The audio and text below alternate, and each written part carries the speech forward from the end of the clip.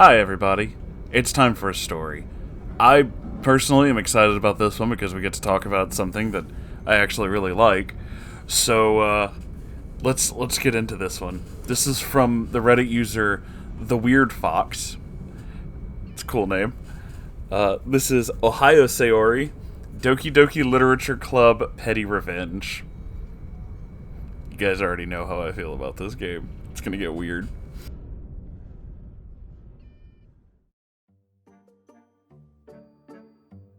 Hey Moonhorse, hello. And everyone reading. I was listening to one of your neckbeard narrations. I think it was Darth Dark. It's a funny one. And at one point, you made a comment about Doki Doki Literature Club being the fucking best game, and I decided to share this story and keep Moonhorse Senpai happy. No one's ever called me that before, and it's a little weird, but it's okay. Also, it is a pretty great game. Now, the Petty Revenge thing. I've tried 10 times to post this story on Petty Revenge, but it never gets posted. I don't know. They have very specific rules. Anyway, let's go back exactly 1 year ago, where today marks the 1 year anniversary of me playing DDLC. For a time, before the world was fighting a waging war against the horrible pandemic and Karen pandemics and every other pandemic, a time we all took for granted. I was visiting a friend of mine's house for a weekend, who we shall call Trainbeard. He looks a bit like a neckbeard, but is actually a pretty nice guy. Hates pedos as much as you and I. With a fiery passion. I like him already. I name him Trainbeard since he's a rail fan, but I digress. I was visiting Trainbeard and I decided to try out DDLC to see what all the fuss was about. I mean, it's a free game, so what the hell, why not? I downloaded the game and was pleasantly surprised by, honestly, how good it is. The first time I played the game, I went down this Sayori path, and all the while Trainbeard was making jokes about how Sayori is my waifu, which in retrospect she was and still is, but not to neckbeard levels of obsession, and how I want to do lewd things to her, which I don't. Anyway, fun game. When Sayori dies, I'm trying not to spoil too much, but yeah, I was upset, and this is a very rare moment where Trainbeard was a dick by laughing at how my waifu is dead. Fast forward 2 weeks, I'm Christmas shopping for friends and family on Amazon, with DDLC still fresh on my mind, so I decided for shits and giggles to look it up and see what there's on Amazon. And I found plushies of the characters and a light bulb illuminated. You see, Trainbeard is a bit prideful, and getting him something like a Sayori plushie would be humiliating.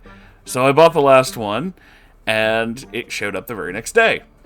A couple days after Christmas, I visited Trainbeard's house again, and I gave him a bag, and he pulls out this plushie in front of his family. He turns as red as a tomato, and I start laughing, and his family's confused, but they kind of laugh along. There's also a Final Fantasy game for the Switch in the bag too, so I got him something he actually wanted. In the end, I ended up keeping the plush because A, it's adorable and makes a great conversation starter, and B, if I didn't take it, it would become a dog toy, and I didn't want to see that. So now she just kind of hangs out wherever she wants in my room and won't let me forget about this game. Epilogue. Doki Doki Literature Club was my first exposure to anime. I definitely knew what it was at the time, but I kind of avoided it like the plague because I was exposed to the weeaboo and neckbeard memes first.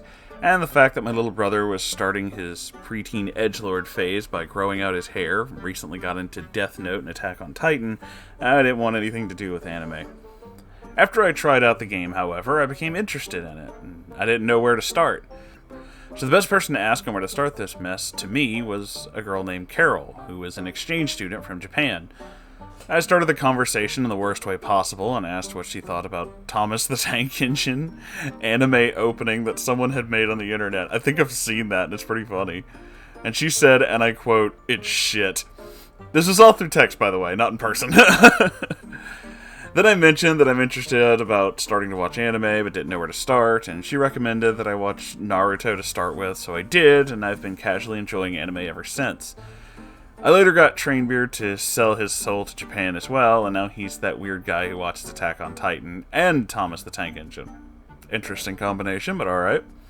Anyway, Moonhorse, if you're reading this, I really hope that you enjoyed my tale of petty revenge, and have a good night. Oh, and if you do read this, Moonhorse, there's a collection of Neckbeard stories I think you might enjoy, are the Sir Sam and Wolfbeard sagas. I am aware of both of them. They're older posts, they're long stories, but I'd love to hear you read these classic.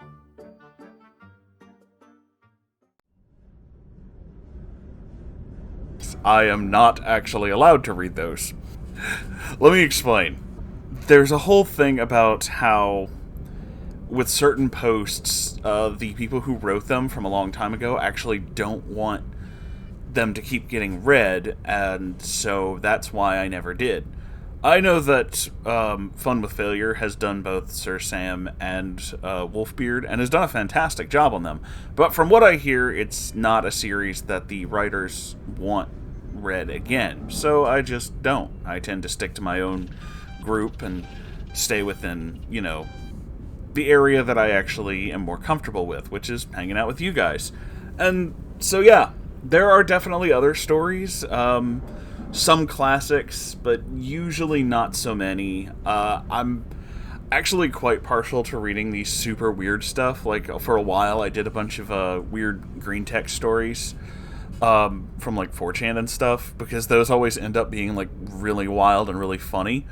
So, I need to find more of those, but they're actually kind of hard to find. But, yeah, that's kind of why I didn't do that.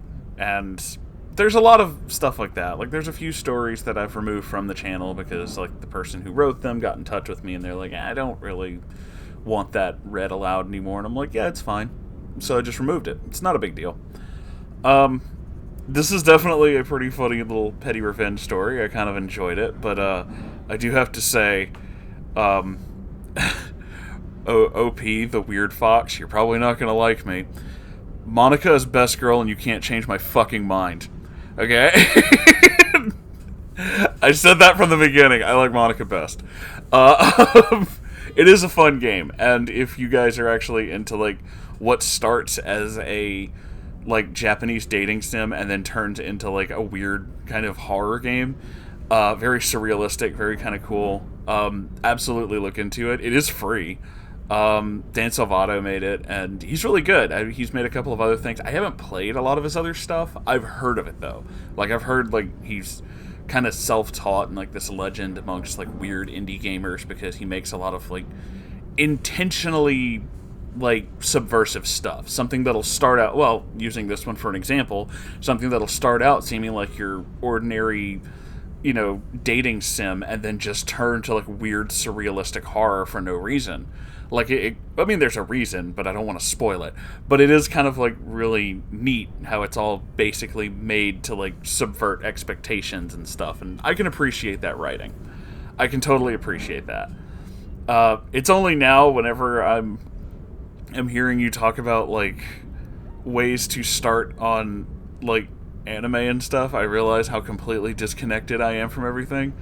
The first couple of anime I ever watched is, like, Gundam Wing was a big one, and I know Stream Regular and one of our mods, Dubs, is going to be very happy about this, but one of my personal favorites is The Big O.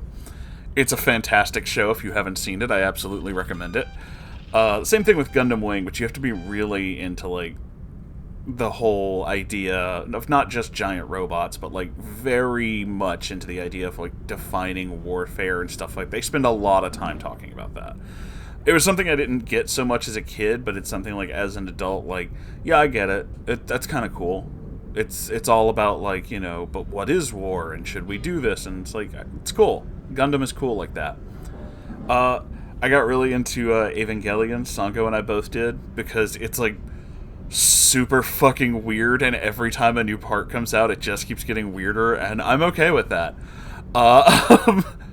Also, when it comes to that, like, in every anime, they ask you to define your favorite character, and there is, like, another contingent who talks about who is the best female character in Evangelion, and my personal answer would be Eva Unit 1, because she is technically female. She does have a female soul, technically female, and she embodies the exact kind of life goals that I think we should all have. Be feral, throw things, scream, destroy stuff, and, sometimes just eat. Ava Unit 1 is exactly the kind of character that I adore. She's completely insane and sometimes might kill the whole planet, but hey, you know, sometimes you just gotta scream at a motherfucker and throw a rock. So, I'm down with that. It makes sense to me.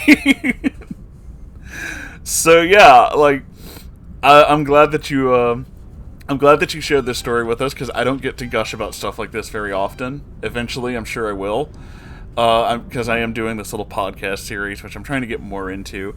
But, yeah, I am really glad that you shared this with me. This is pretty cool. So, if you guys have any stories you'd like to send me, you can send them to r/Moonhorse Stories, and I will see it because I check it every day. If you'd like to support this channel, I sell cool merch, and I have a Ko-Fi. These are links that are in the description. That's the thing below the video.